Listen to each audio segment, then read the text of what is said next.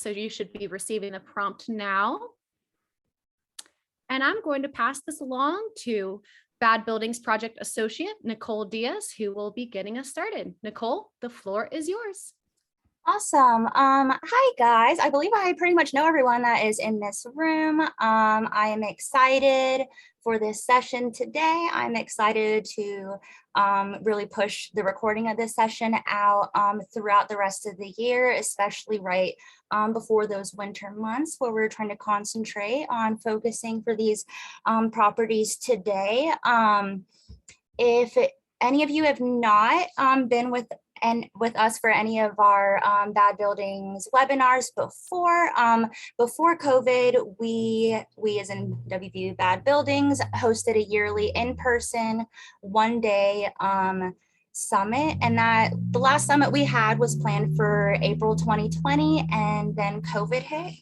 And after that, we realized that we still wanted and needed to disseminate this important and useful information to communities around West Virginia. So last year, we decided to host a monthly webinar based on different topics around abandoned and dilapidated buildings. And then this year, 2022, we decided to just host one every other month. So like Kristen said, this is the third installment of this year.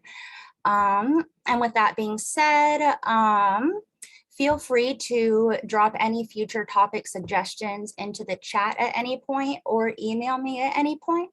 But yeah, so I got this idea because over the winter months, while I was reading through various news articles, dealing with, vacant and dilapidated structures around the state, I noticed that there was a really big influx in vacant structure fires.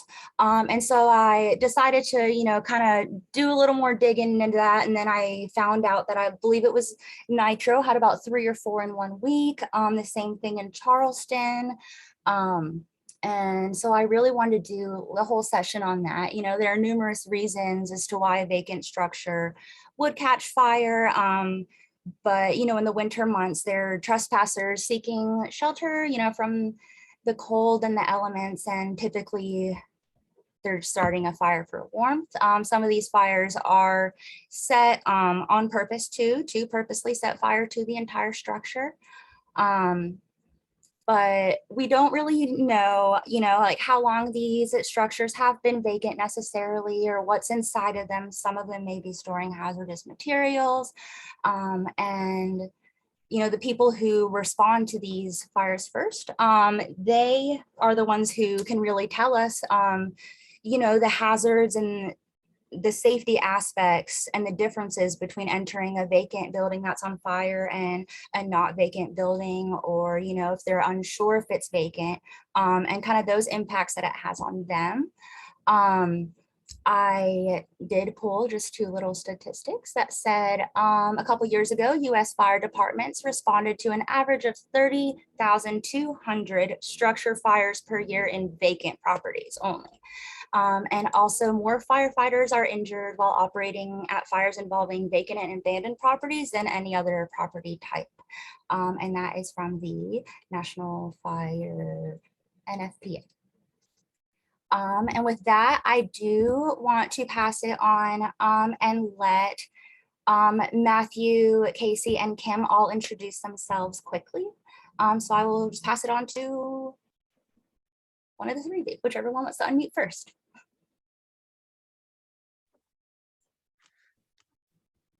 Go ahead, Matt. Oh, all right. I'm Matt Winters. I'm the fire marshal at Huntington Fire Department.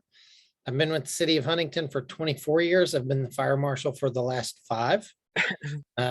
Vacant abandoned buildings is one of our biggest priorities because it is one of our biggest problems here in the city of Huntington.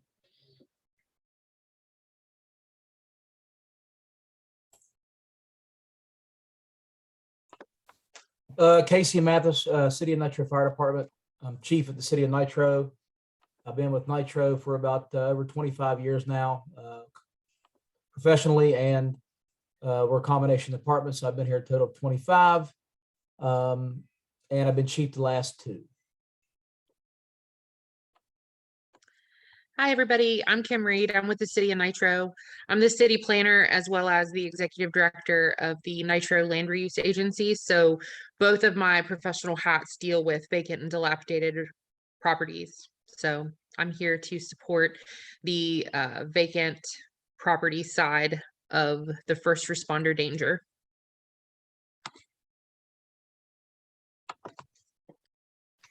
All right, thank you guys.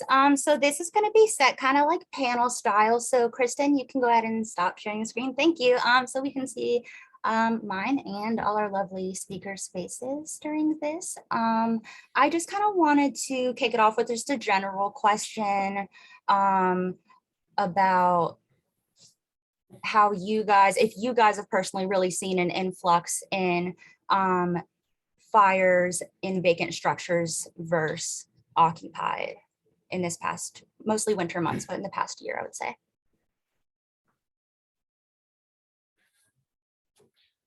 Anybody can answer the question.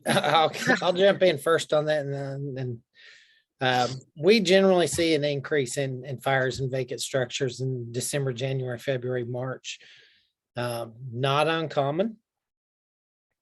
We also see an increase in fires in occupied homes during those times, but especially in the vacant homes, like you said, due to individuals trying to survive. They're just trying to seek shelter and get through the winter. So those are typically our higher months, but fires in vacant structures are typically about 40% of what we deal with here in the city of Huntington. And in my tenure as fire marshal, that's been our typical number, with the exception of 2020, which 2020 threw a wrench into everything. We actually saw an increase in owner occupied or occupied structures just due to the fact that everybody was home during that time. You had a lot less people out and about. So we did see that one year threw off our numbers a little bit. But we do fires and vacant properties are a big problem for us. This past year, we've seen our increase in vacant for within a little over a week.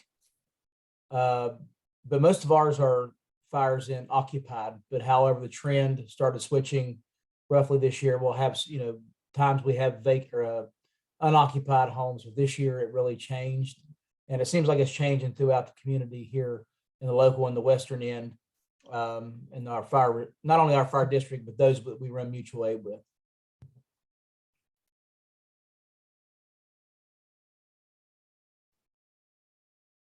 I will say from the vacant property side, we did a vacant property registry. I know we're going to talk about that later, but I just wanted to give you an idea that in 2018, we identified 60 houses that we have on the registry, and we're due for another review. And we know that we have identified at least no less than 30 additional vacant properties since 2018. And that is just our initial review. So not only has the increase in these properties being, very susceptible to burning down because of there's just an influx of them in general. So we're dealing with both ends of that spectrum from as far as the city's concerned. Thank you. And actually, yeah, Kim, that kind of rolls into the next thing about, having a registry to at least, at the very least track which properties are vacant. And if you're keeping track of that, over a long period of time, you can see, at least at how long it's been vacant. So kind of what sparked Nitro to create a vacant registry, and what all kind of goes into that, and is there a fee associated with that or anything like that?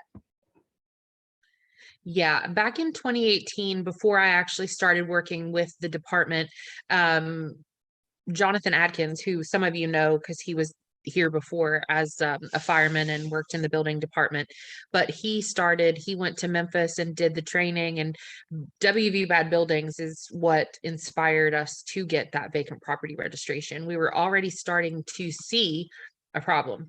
And that was, again, 6-7 years ago when he started to identify that we needed to do something.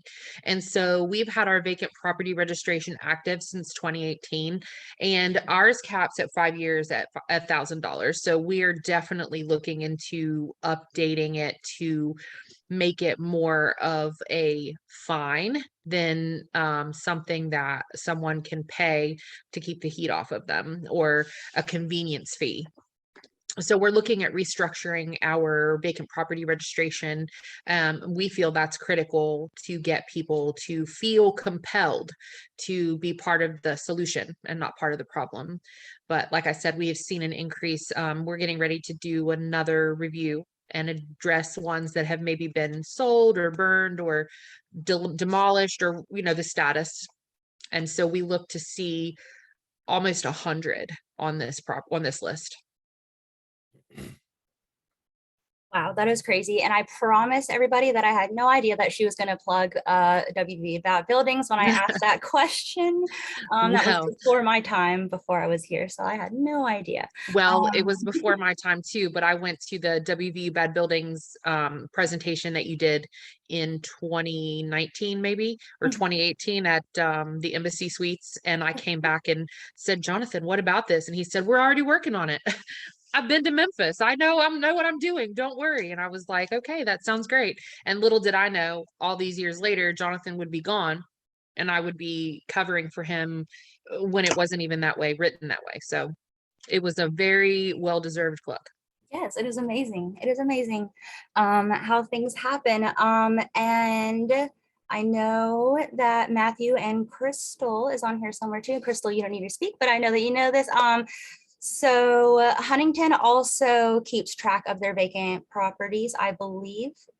We do. We have a vacant property register that covers both commercial and residential. We separate it, and then we also, it breaks it down a little further for the business district. We have a defined business district as well. Ours is a fee that's per square foot. And it goes up incrementally each year from the first year to the 5th year, where the 5th year it hits your max fee. But it is a heavy enough fee that it's not a convenience fee. It's quite expensive to leave a property on the vacant property registry that long. The problem we run into is based on the numbers we have, we're running about 20% vacancy citywide, which puts us somewhere in the neighborhood of 4,800 to 5,000 vacant properties, which is a huge number. So that's part of the challenge, is monitoring and tracking that. The other thing with our vacant property registry is the initial sign up is voluntary. So until a certain amount of time passes, it's up to the owner to put themselves on that list. Until that we hit a certain time frame, then the city can go ahead and do it through the ordinance. There's some language in our ordinance that allows us to do that automatically after a certain time frame. But yeah, our fee is enough that it's definitely discouraging. So you don't want to let that property sit. But it's also through the other research we've done. The longer a property sits vacant, the less salvageable it becomes, especially in a residential structure. Generally, you have about 3 to 5 years once that property sits vacant, because it becomes a target of vandalism, nuisance. You start to have those nuisance issues, the lack of maintenance. And once you have a property, we always say, once the roof leaks and you start to get water in that structure, that lifespan shortens dramatically. It goes from that 3 to 5 years down to probably 1 to 3 year lifespan before that property then gets switched from our vacant property to our unsafe buildings.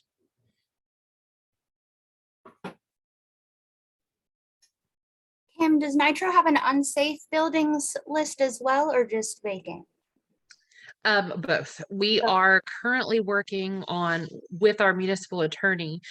We know, and actually after we talked to Matt last week, I said, he told me everything I needed to hear, that we're going about it wrong. So we need to adjust our ordinance for properties that are actively burning, that are vacant, especially ones that have been vacant for a long time. So we are meeting next week. We're at the point where we're ready to send out the letters, the 90-day letters, to say you have 90 days to correct this. And this is what you can do to correct this.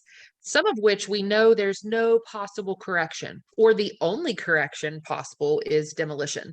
And through our cooperative collaboration that we're hoping to do this summer with Rodney Loftus and the county contract for demolition, that's the cheapest they will ever have an opportunity to tear down a property. So we're trying to pitch that in a very enticing way to people, like, be part of this with us, help us solve the problem.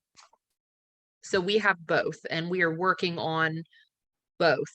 It's time for an update, and it's time to really fully embrace that we have a list that needs condemned. And then if it's salvageable and the people want to work to do it, please, that's all we want is responsible property ownership. So we'll take whichever outcome comes from that. Exactly. Yes, there is a big difference between, just vacant properties that are well maintained or at least well secured, and ones that are, windows busted out, open to the elements, and open, more inviting to trespassers. I believe we have 2 questions in the chat, both from Derek. Derek, you're welcome to unmute yourself and ask the question if you want, or I can just read it, just because there's not a whole lot of participants in here. So if anyone has questions, you're more than welcome to unmute yourself and ask. Sure. Hi, I'm Derek Hancock from the West Virginia DP. I'm the Brownfield Coordinator for the state of West Virginia.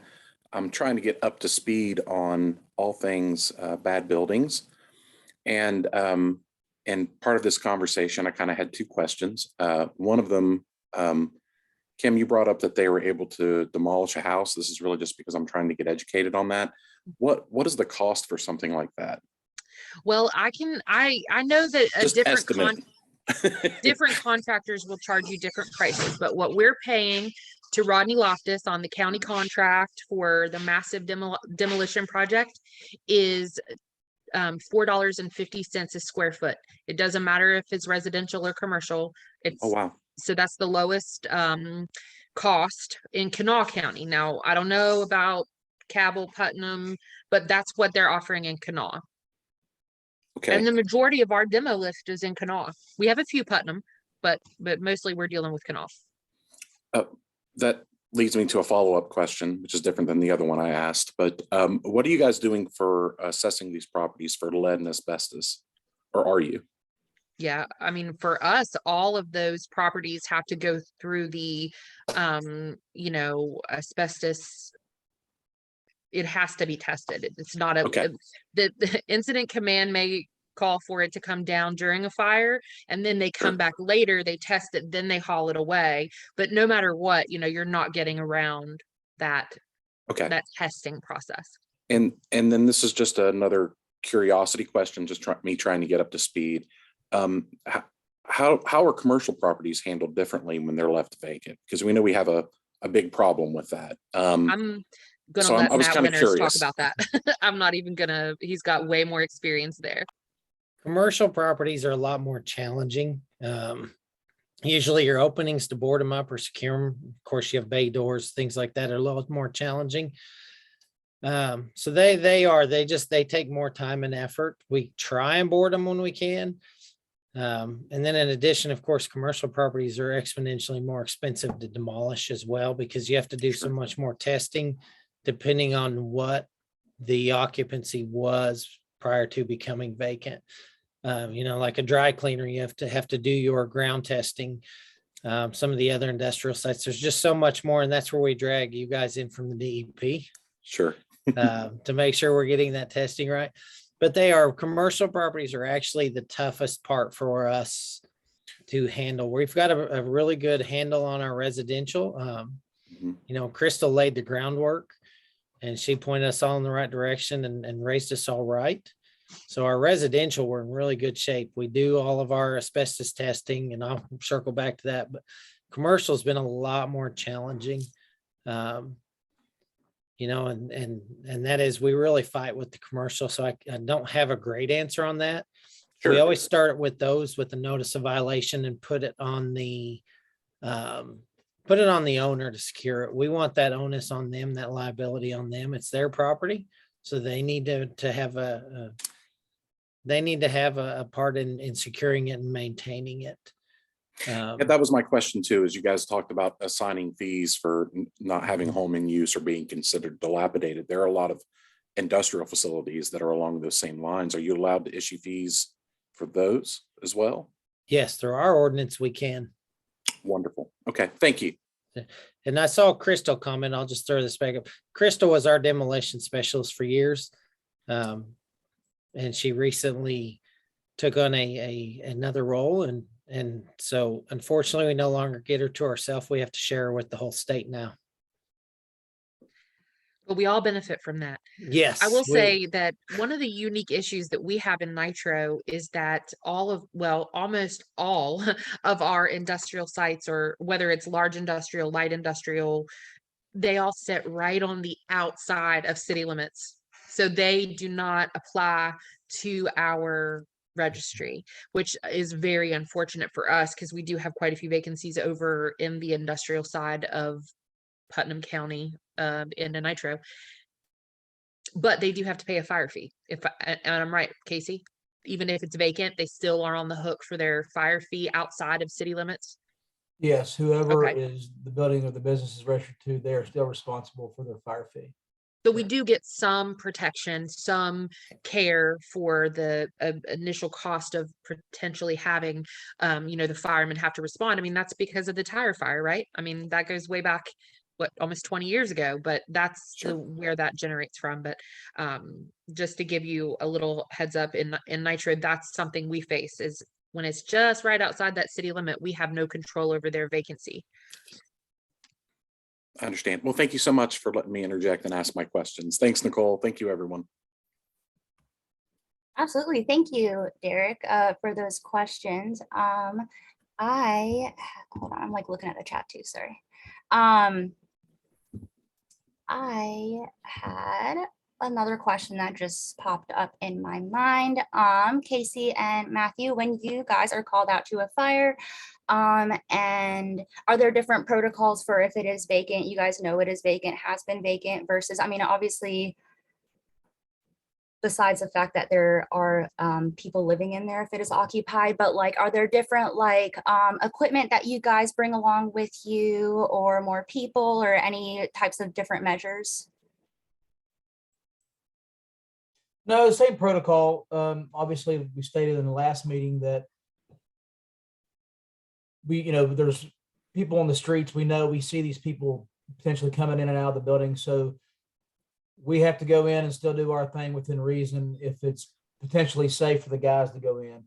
However, it does have more challenges because floors can be out, like Matt was saying, rotted structure, rotted floors. A lot of different things play a key factor, and everything's so crammed in some of these streets, it poses a risk to other residents. So we pretty much got to do what we got to do to control the situation.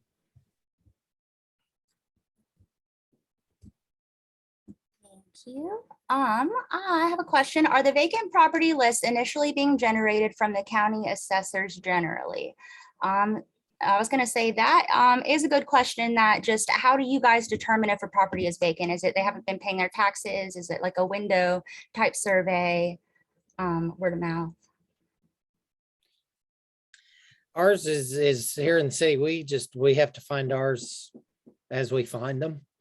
The ordinance states, if I remember correct, I don't have it pulled up right now, but after 30 days of vacancy, the owner is supposed to register it. Mm-hmm. So, that's where that honor system comes in by the owners. That doesn't always happen, but as we find them, we report them. We have one individual that maintains that list and tracks it. But there are several of us that can report them, and then it's kind of a group effort to follow up on them. Once we send that to the person that monitors that list, he'll send a letter out to the owner and to make them verify whether or not it's currently vacant or occupied. And once they do that, then it's up to them to let us know when it comes off that list. Otherwise, they'll continue to be assessed as on the fee basis of the vacant property registry.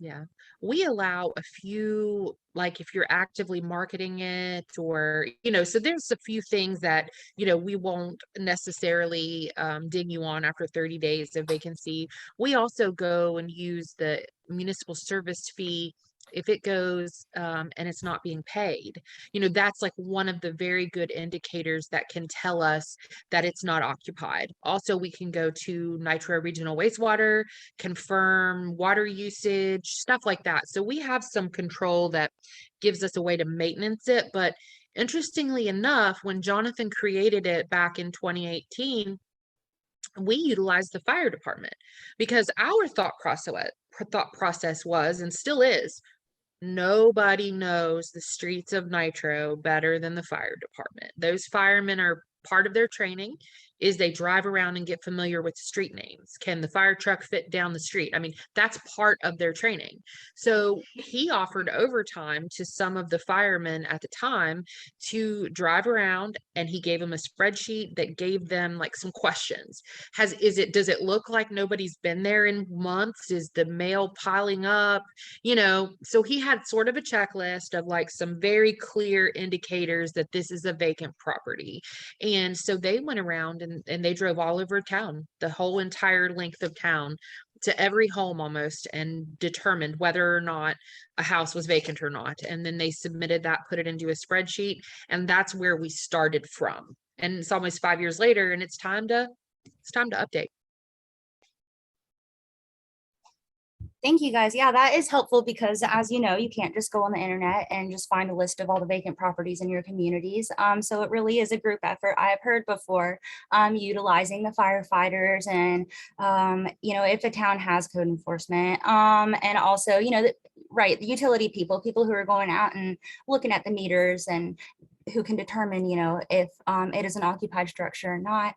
Part of the bad buildings survey sheet that we have whenever we go out and look at these buildings is one of the questions is if the building is vacant or not, and you can answer yes, no, or unsure. And if you're unsure, kind of like Kim said, we have a list of vacancy indicators that it might not necessarily mean 100% that this structure is vacant, but such things as mail piling up, high grass, a lot of notices on the door, things like that are kind of indicators that could help a community determine if a place is vacant or occupied, especially if you were to utilize, like we do in bad buildings, just volunteers in the community who may not, want to do the research online or anything like that. You can send them out and send them the list of vacancy indicators. And those are simple ways that, you can get in your community whether or not your buildings are vacant or occupied.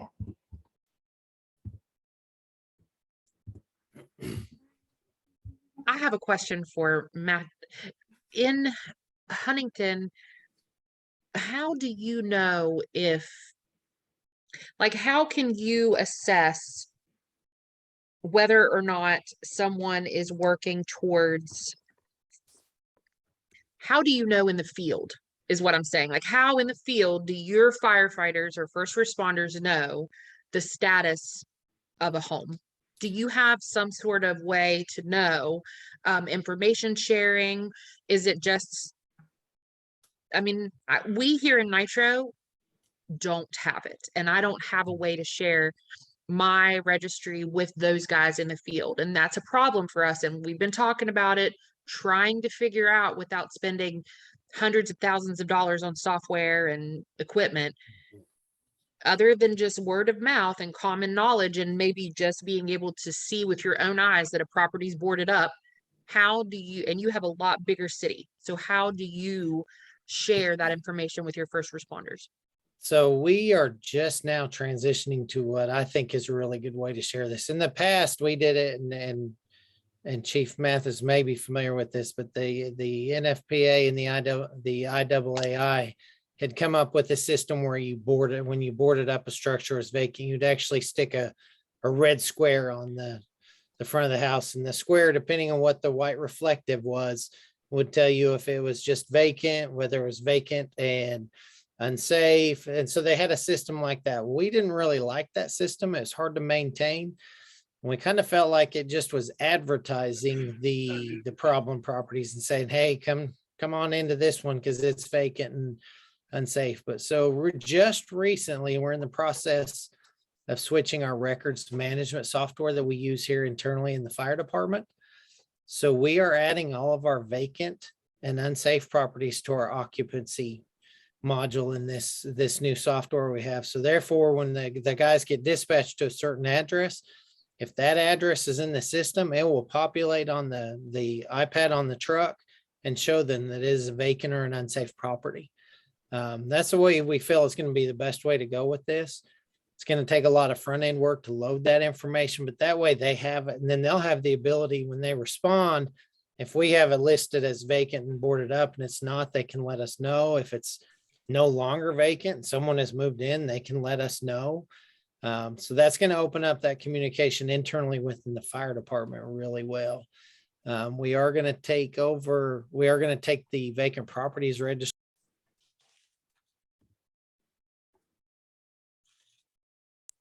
Accidentally muted myself, sorry. We're going to take the vacant properties registry and just take that spreadsheet and start adding that information as well. And we're just going to build the database internally on our new software. That's going to be the best way, because we really didn't like the putting the big red, hey, look, here's a problem house signs up. We felt that's probably more of a nuisance indicator and an attractant than a help for the firefighters. Kim, we just recently, the vacant property list that I was given from Jamie that you all compiled, I've sent to Metro for them to add into their system. So anything dispatched upon those calls, they're supposed to give a warning out, hey, vacant property, however we have that dispatch. So that's one fail safe, or kind of fail safe we're putting in place. Second, we're getting ready to launch First Due software. And I'll tell you more about that later, but in this, we'll be able to do live pre-plans, but you can add markers to these houses.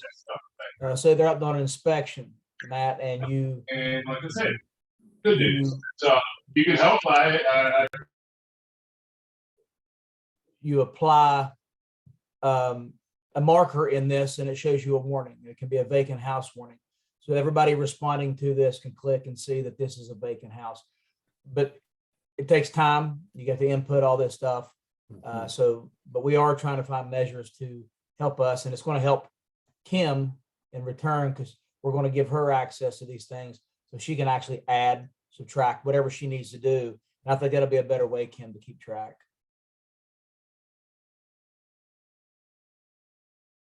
And that's exactly, it's with our software, we'll be able to do the same thing. So that's the thing moving forward, because this, I don't know if you were planning this transition just yet, Nicole, but vacant unsafe fires are more dangerous to firefighters than an occupied dwelling.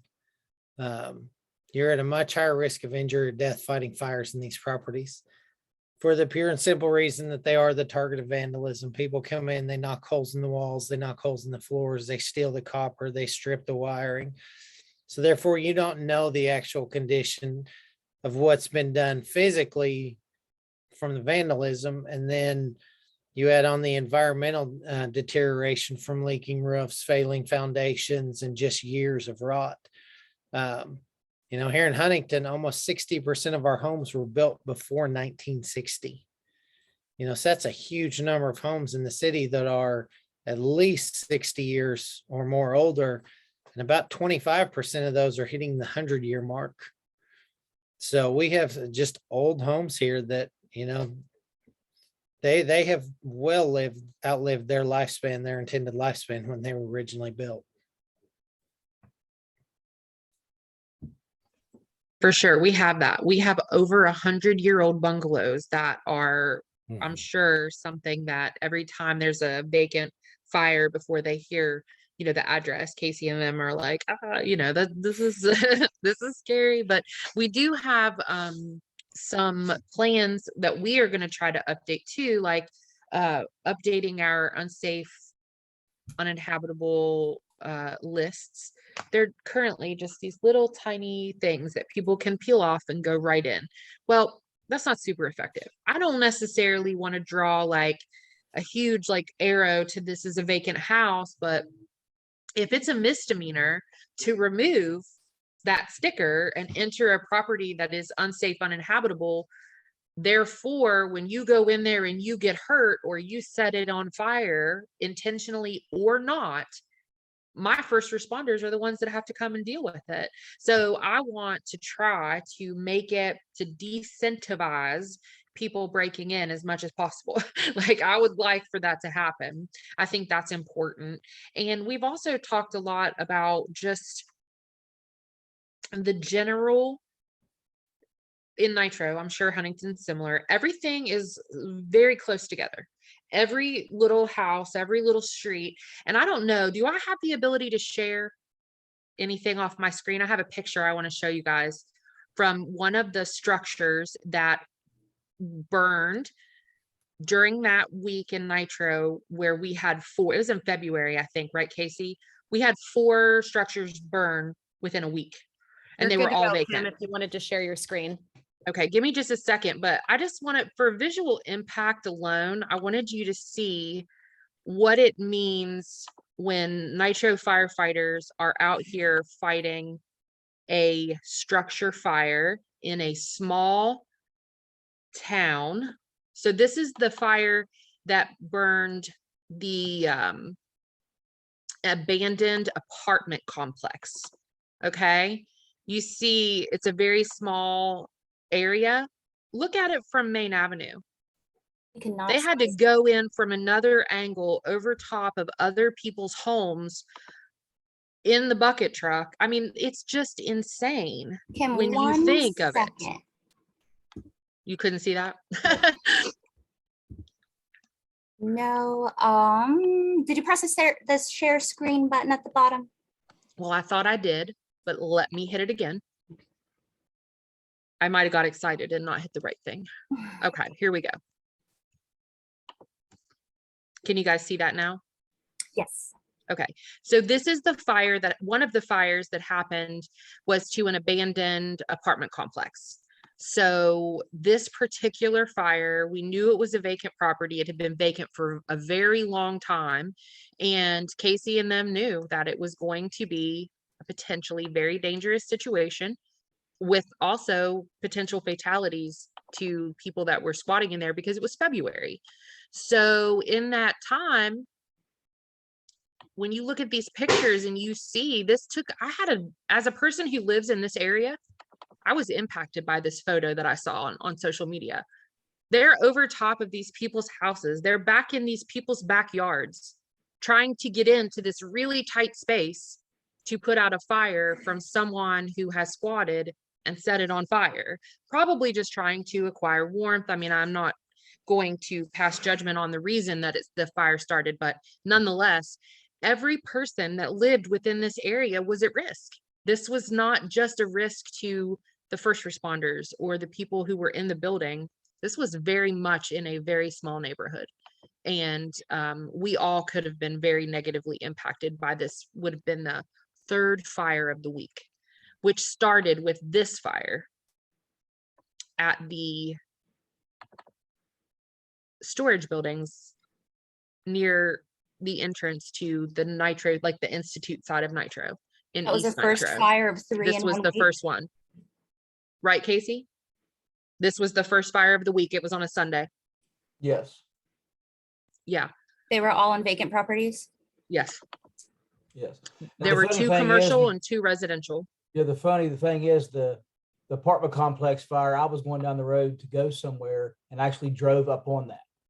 I actually drove up on that and called that in, which was, and Matt could probably tell you, those are rare that you do that, but it just seems like that was the kind of week it was. And these Yeah. things are going to continue, especially it's going to continue. Yeah. That And this brings up was another point. one of the residential ones.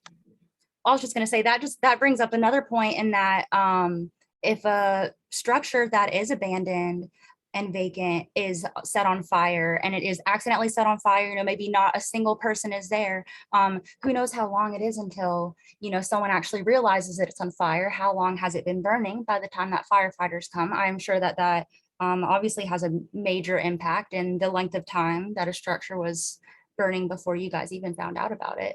Yeah. Also, I just wanted to touch on the fact that earlier, whenever you talked about how do you get the information out in the field, whether or not a building is vacant or unsafe, that is something that, me as someone who talks to people about this, but I'm never actually on the ground like you are, that is something that never really crossed my mind, in that, lack of communication when you guys are out in the field. So I just thank you guys for bringing that up. And it is nice to know that, there's software and things out there that can be done to help that process. Especially because we know it's a growing problem that, although we hope to curb years down the road, but I mean, Matt said it best last week when we talked. In year 2 and 3 is when they really it's not salvageable anymore. And when you can intervene earlier, you can make a bigger long-term impact. And I think that is the biggest thing, is that the cities haven't had the money to put to the problem to stop it from getting to the point where it's a danger to everyone. Exactly. Yeah, and I'll kind of add on to that, because it's the money spent to keep them from getting to where they need torn down is much more well spent than the amount of money we're spending to tear them down. Although, like we've talked before, is there are some of these properties that are just absolutely not salvageable. We need to get them down. We need to let those properties be redeveloped. But there are some that are right on the verge that if you can save them and keep good, solid residential structures, rehab them and keep them from going down that path a little bit now, it's that ounce of prevention is worth a pound of cure. It really is.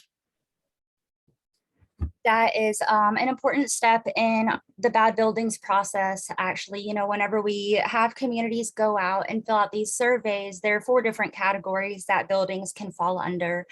They can fall under a good category, fair, poor, or should be demolished. And we really do try to touch on the importance of going through at least once a year, every other year, and updating these inventories, because those buildings that were maybe on the fair list previously, if they're left, especially if they're vacant, and nothing is done, they could quickly fall into the poor category.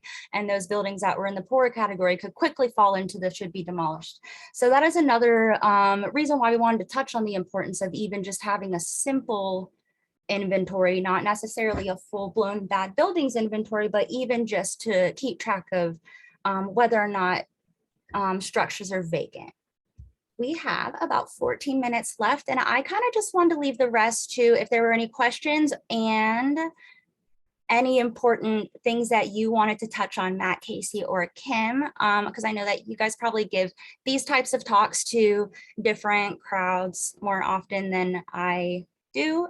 So if there's anything more on just the safety aspect for you guys, and just the importance of maintaining properties, or at least keeping them secured and boarded up. I have a question for Matt. Whenever you were talking about the difference on the vacant property registration between residential and commercial, and that it's based on a square footage, and so typically a commercial entity is larger in square foot. So is that the only deterrent or metric that you have in place to stop irresponsible commercial, just for example, without naming any names, we have a restaurant over in Main Avenue that is completely like a destination. People come from other states to eat there. Across from it is a huge, unsafe, uninhabited. I mean, we wouldn't let anybody move in there if they wanted to. And it's like a whole city block that's taken up, and the owner, they just pay their little fine and they move on. Is there anything in your purview that would have a stronger approach at this waste of perfectly good commercial space that irresponsible property owners are just letting it sit there? Yes and no. So we like to refer to each of our items Our vacant property, our unsafe building, and everything we have is just a tool in the toolbox. So sometimes you have to make sure you're using the right tool. Our vacant property registry is set up to where it gets very expensive to pay that vacant property fee on commercial versus just having it as an occupied building being utilized. Some of the other factors from the other parts of our toolbox that you can look at is you start to evaluate the nuisance issues at the property. Is it a problem with trespassers, vandalism, drug activity, prostitution, some of those kind of things? Once they start building that paper trail of attractive nuisances that are creating a public hazard, then it kind of escalates a little bit more, and then you can start looking at it from other angles. And then they also have the unsafe buildings registry and the UBC. Is the property falling down? Is it a potential collapse hazard? Is it an attractive nuisance in which someone could get hurt? And that's not just the building collapse. We had a building in the down in the West End that we didn't know it until we went in one day. It actually had almost a cave that was made in there. It was a partial basement, but it was only about 4 foot tall under a concrete pad. Well, that concrete pad was starting to fail. So that was a collapse hazard to someone entering the property, even though the building wasn't quite where we could do a whole lot with it. That confined space was creating a safety issue. So therefore we could make them take care of that issue. And sometimes it's just that one piece at a time. Code enforcement staying on them for trash and those other issues, because they're still subject to those same type of things. And it's just utilizing each tool in your toolbox and building that history and saying, listen, this is not a productive property. It continues to utilize these resources from the city. And these vacant properties generally do take a lot more resources from the city. I mean, your fire department, they spent a week fighting fires and vacant fires. Did they have any on the job injuries at those fires? That's now a time lost injury. That's a cost to the city. How much equipment was damaged during that time? That's a cost to the city. Chief can tell you, fire hose isn't cheap. Those tools are not cheap.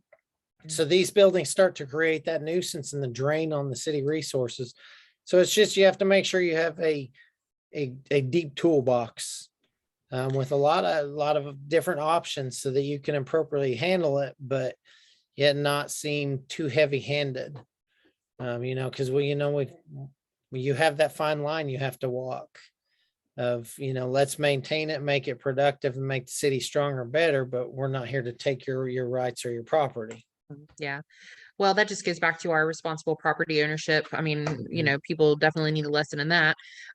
One thing I want to say too, for the city of Nitro, we had been investing our own money in buying plywood and boarding these properties up and demolition of some of them.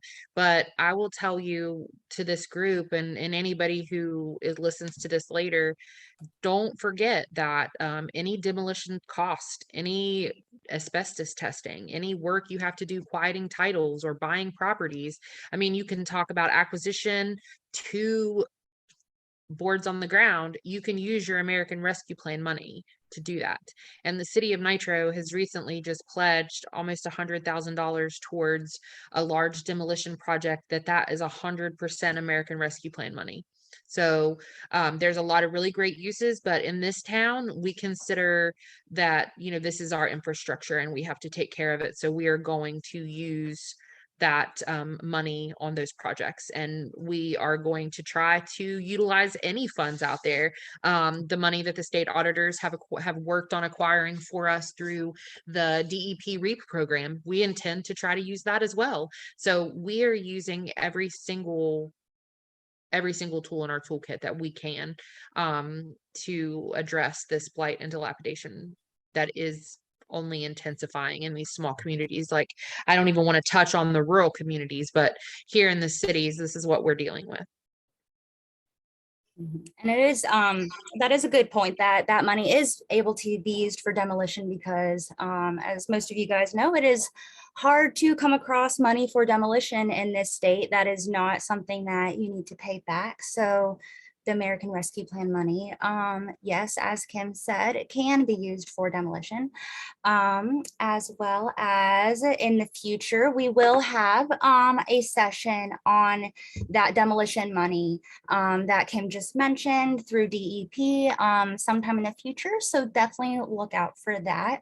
And I just wanted to kind of see if anyone had any last minute questions or comments. And as always, I'm available to be reached at. I will drop my email down here. The Bad Buildings program is available to any community in the state of West Virginia. And like I said before, it can be anything from a full-blown bad building survey process, knowing which kind of properties you have in your community, or we can do even just vacant properties. So your community at least has a good idea of which properties are vacant and occupied. Those are services that are free to communities in West Virginia through WVU BAD Buildings. And so if you're interested and learning more about that, you can email me, which I drop it down in the chat, and check out our website, which is, actually, Kristen, can you drop our website in the chat down there? And while she's doing that, yeah, I just wanted to see if anyone else had any last questions or comments. I will say that, you know, we, Kim and I work really well together, and the thing we're trying to do now to make the best out of the situation is if any of these structures the city, you know, boards up and the city has the rights to, it's a really good opportunity for the fire department to train in them if it's good. So we're doing those things as well to utilize to the best of our ability to of a bad situation. So Kim works really well, like I said, with the fire department. And that's another, I mean, I guess that's the only positive that I can think of. It does give us an opportunity, if feasible, to train in these buildings that we normally wouldn't have. Yeah, we're aware that we can't do any controlled burn in the city, which would be really nice if the DEP would consider allowing controlled burns, because it would save us a fortune. And I would not want to do a controlled burn like right beside my house, but something that is more in the rural areas that don't have real close neighbors. I know that's really hard to do, and that's probably a real big wish on the wish list. But I mean, it's something that is a common sense, affordable solution to a very large problem that we have statewide. So, you know, the air quality is pretty bad when they burn multiple times for the people that live there. So we want to keep that in mind always. Also, I want to mention one last thing from our perspective. One thing we've learned the hard way is that when you have just the standard public works crew go throw up the boards when you board up a new vacant property, they're not always boarding them up correctly. So please do your research and make sure that you consult with your fire department that you are doing the appropriate board up process so that those properties cannot just have the plywood plop just pried off and entered, because that's what happens and it keeps happening. And then we keep going back and fixing, and that is money spent. That is resources. It's unnecessary. And so if you do it right the first time, you're less likely to have people trespassing and causing injury to themselves and the neighbors. And thank you guys so much for letting me talk about something that I feel very passionately about. I appreciate you people. Thank you so much. All right, thank you all. Was there any last things that you wanted to say, Kristen, before closing, or we're good? No, I was just going to do our final thank you and our final plug, and I can do that now if we're ready to wrap up. Go ahead. All right. Well, thank you again to all of our attendees and all of our speakers, Nicole, Casey, Matthew, Kim. We definitely appreciate your time today. And we hope that you all found this informative session extremely interesting and beneficial. Don't forget to mark your calendars for the next session of the 2022 Bad Buildings webinar series, which will take place Thursday, July 28th from 1 until 2 o'clock p.m. And that is it. Thank you again. And I hope you all have a great rest of your Thursday and a great weekend ahead. Take care and enjoy a little bit of the sunshine before we get these thunderstorms. Great. Thank you, everyone. Thank you, Matthew, Thank Casey, you. and Kim, and Kristen. Take care, everyone.